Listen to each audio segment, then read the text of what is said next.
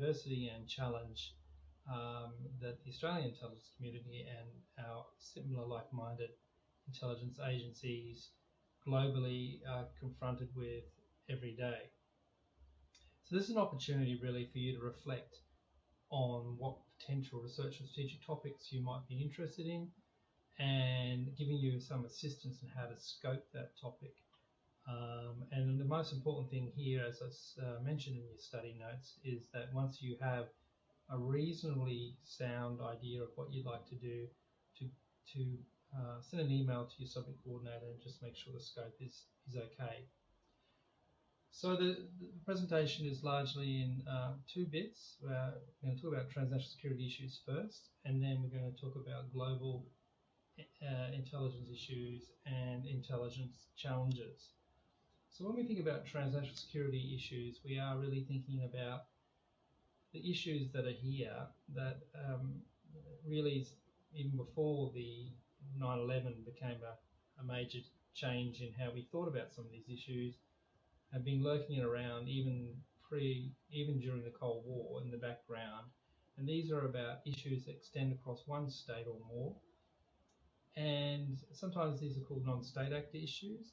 But the issues that we are going to focus on are below, starting with terrorism. So if you're interested in terrorism, there's a few things that you might want to look at. How terrorism's changed, for example, from Al-Qaeda to Islamic State since 9/11. How those groups have seeded, if you like, other franchises, from Al-Qaeda and Islamic State in Africa, Middle East, and other areas. We saw with Islamic State in the last couple of years the birth of a new caliphate, and then, of course, its ultimate destruction. But will there be new caliphates by new groups? How is technology changing that's enabling communication, propaganda, and operational support? The extremism in politics that we're seeing in liberal democracies such as the United States and Australia increasingly, we are now focusing on much more on right-wing extremism, not just jihadist extremism, and what are the complications and drivers that are driving right-wing extremism. And how does the growth in technology, and some of this technology which was once just the purview of science, which is becoming increasingly more democratic and more widely available and cheaper, how is that going to impact on terrorists using chemical, biological, radionuclear weapons? Which groups might consider using these weapons and why? So there's some things to think about in terms of terrorism. Again, there are lots of other issues with all of the issues that you can think about for all of these transnational security issues. These points here are meant to just kind of get you thinking rather than being a comprehensive list of issues and topics you might want to look at. Similarly with transnational serious organised crime, there is a heap of issues here that you can look at. Drug trafficking, global drug trafficking is clearly always on the list. Illegal immigration, which is a problem that Australian governments have continually looked at since the 1990s. But in a post-COVID world, how will illegal immigration change? Will a post-COVID world facilitate or inhibit, for example, new pipelines for people traffickers, and to what locations and from where and how? Within the transnational serious organised crime ambit, of course, there are other issues, cybercrime, for example, and in particular, how will particular well-known cybercriminal enabled threats like ransomware or malware, how will they change? And can the intelligence community have an even more greater understanding of the dark web and other kinds of closed-off internets? And there are a whole bunch of other issues that fall under the transnational serious organised crime umbrella as well. And these, of course, include things like child sexual exploitation, illegal wildlife trade, firearms trafficking, slavery, and so on. So again, if you're interested in global crime, transnational crime, there may be some issues in there that you can explore. Maritime piracy is something I've always strangely been interested in, and naturally we all have these images of swashbuckling buccaneers from the movies we've seen, but really modern day piracy is a problem, is a security issue for the globe, particularly how much you think about how much of the world trade is maritime cargo, and that it has to pass through vulnerable geographic regions in Africa and the Middle East and Southeast Asia, which make it potentially vulnerable for maritime piracy attacks. So we've seen, the kind of Malacca Straits, where Malaysia, Singapore, and Indonesia meet, as often being a very big hotspot, as is the Gulf of Aden. But what we are seeing is other areas of more vulnerability in recent years, such as the Gulf of Guinea. So how is piracy changing?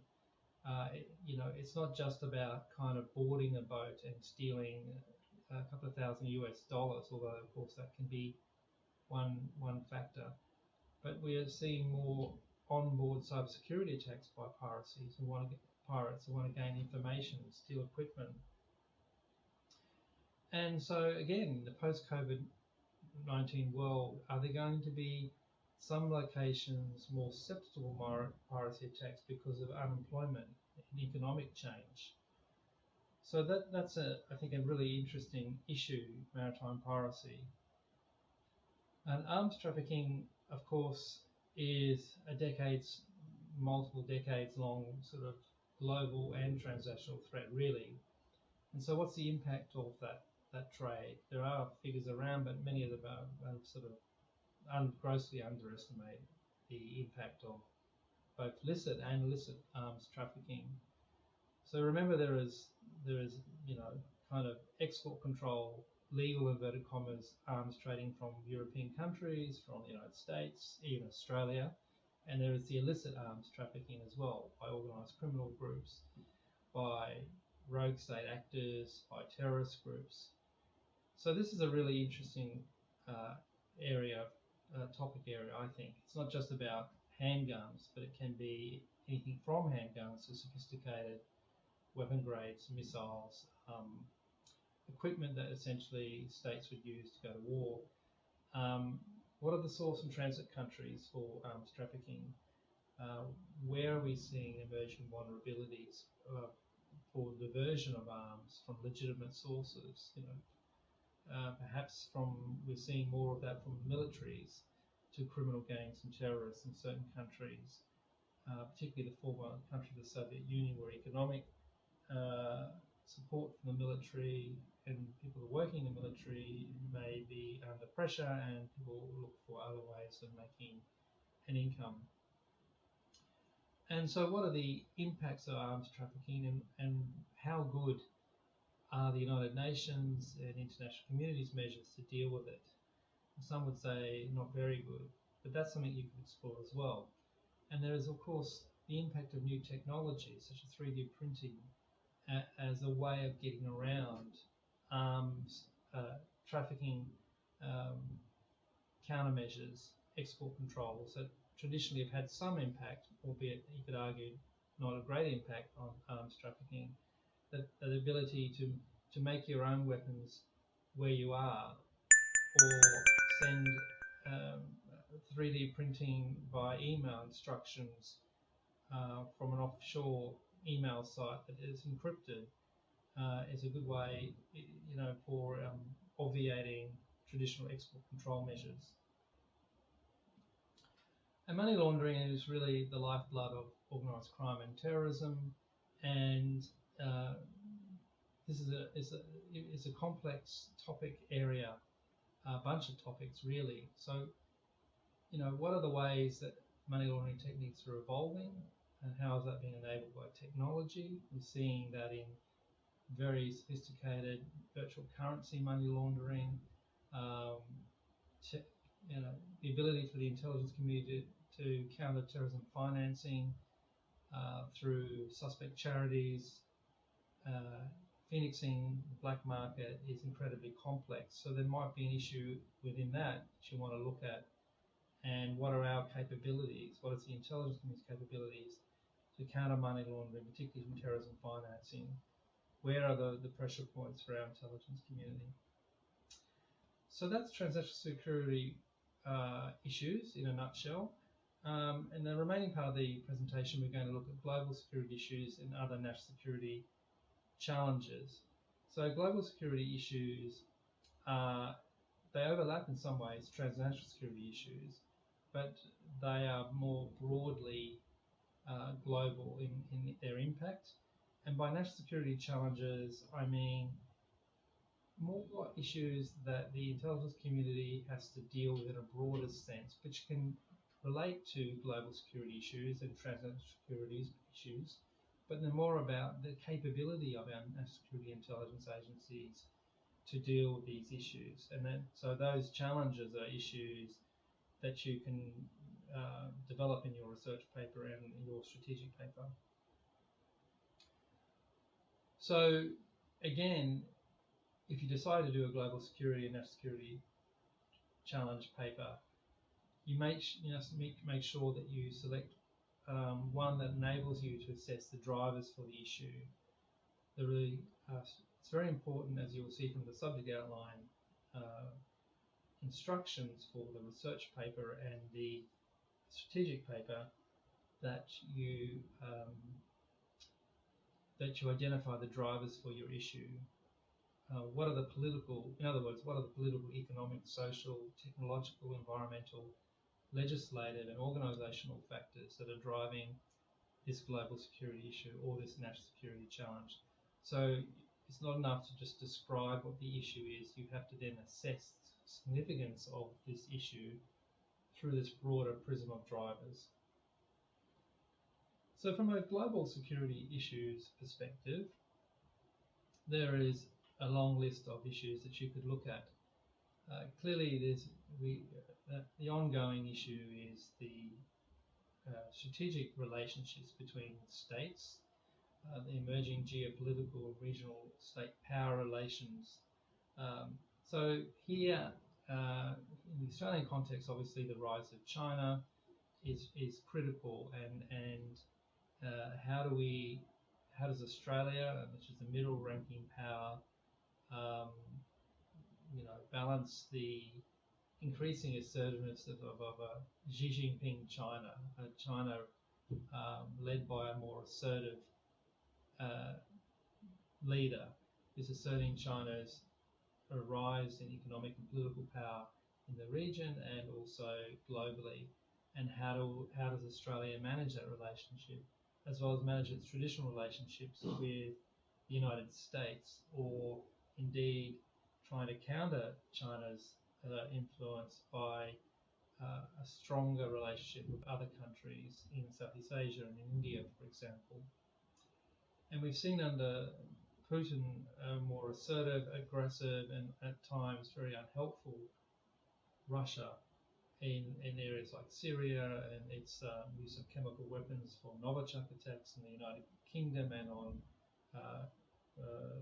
Navalny, the opposition leader.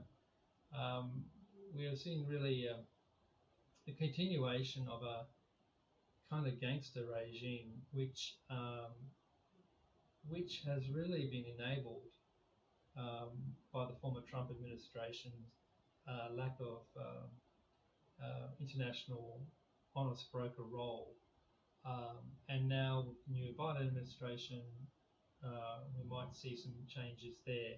But it's these global relationships which influence Australia's navigation through international security issues, and these are issues that you might be interested in. As I said, now that the Biden administration, there is signs already early in the administration that that Washington wants to kind of restore its international citizenship role of being this honest broker for international security, where it really left a vacuum that was enabled to be filled by China and Russia and others during the Trump administration. But there is a trust deficit in Europe and probably in other parts of the world of whether the US is actually really going to take on this role again, given its domestic issues as well. So that might be an area that you're interested in. I mentioned Australia's increasing role in the Indo-Pacific, and how do we maintain our influence in these areas? Weapons of mass destruction versus chemical, biological, radionuclear. Now, there's a big difference between WMD and CBRN. WMD is traditionally strategic weapons that usually are state actors have a program for example, America or Russia's nuclear program or Russia's chemical weapons program and so on. And CBRN is traditionally still can have enormous impact, but tend to be smaller weapons that nonetheless can have massive damage and psychological damage, but are not the strategic strike weapons that we classically associate with WMD. And there been within CBRN, we are talking a lot about a smaller kinetic attack, a less sophisticated attack than you get from military grade WMDs. And so CBRN can be used by state actors, as we've seen in Russia and Syria and Syrian regime of chemical weapons. But the growing concern is the use of CBRN in terrorism. So that links back to our discussion before on transitional security issues and terrorism. There are so many other global security issues here: water security, climate change, and pandemics, which is obviously something that we are still dealing with because of COVID-19. And so pandemics really fits under a broader topic of what I call health security issues. So with COVID, we've seen that there are short-term and long-term impacts on things, for example, like Australia's ability to protect its critical infrastructure or its supply chains. And we saw during COVID, Russia and China and even potentially Iran trying to steal the intellectual property of researchers working on vaccinations or other acts of foreign interference. And just with cyber security, which has become a big concern for the intelligence community over the last 2 decades, we're now seeing the massive inroads into biotechnology, which is a major part of the global economy. You think of how the advancements in DNA took close to 10 years to map the whole genome of humans back in up to 2004, and $500 million mapping the whole human genome, which is something like 26,000 genes, can be done in 24 hours. So the ability to use genetics and DNA material for medicine, for energy, for food, for a whole range of different parts of the economy is great, but it can also be weaponized. And so, you might be interested in some of these aspects. And cyber biosecurity is related to the biotech in that it's we think of labs in the old days, lots of people with white coats making vaccines or doing research. Well, that still exists, of course, but a lot of these sort of drudgery parts of the laboratory are now done by computers and machines that are linked to other systems. So there are vulnerabilities in the systems for hacking, for IP theft, for a whole range of issues which you might want to look at. So so within COVID, of course, it has brought I think home to not only obviously global health but also national security agencies that this has been a massive impact on a social, economic, political level for the globe. And so in the future, how will our intelligence communities prepare to meet these national security aspects of pandemics? how can our intelligence communities think differently about health issues in the future? Another national security challenge is obviously disinformation. We saw during the US presidential election in 2020, not only former President Trump being the source of a great deal of this disinformation, but large sections of his party and his party supporters. And this all didn't start with Trump, although it's become acute under the recent times, is in part a product of this growing tribalisation and right and left-wing politics in liberal democracies such as the United States, but also in Australia. And so that people no longer necessarily accept one truth that is evidence-based. They can have alternative facts, they can have alternative truths just by reading their own social media feeds or the news that's bent in their way. So, you know, just as disinformation can lead, as we saw in the US attack on the Capitol on the 6th of January, it can lead to not only counter-narratives, but also attacks on democratic institutions as well. So that might be an issue you're interested in. Another national security challenge is science and technology, which is a whole bunch of issues. So you mentioned before that we need better detection technologies to look at border issues, to look at, as I said before, monitoring liberal democracies against disinformation campaigns, against weapons of mass destruction. So there are a whole bunch of issues there, biometrics, forensics, that you might want to look at as well. And then there's space. Space security is becoming an increasing issue as more satellites are put up in space, more state rivalry between state actors in space, and whether our space equipment, which we rely on for intelligence and commerce, are safe from hacking, and whether we can maintain a situational awareness of what's going on in space. The other next issue is AI and machine learning, which is really a multiple decades now issue for the intelligence community. And the point about AI is, can we get to better decision-making support? Can we get to better data fusion? What about the counterintelligence aspects of AI? So we may use AI to technologically improve our collection against certain threat actors, but threat actors can also use AI in a sort of defensive role back against us. And can AI improve predictive modeling of some of these complex threat issues we've been talking about, whether they are transnational security issues or global security issues?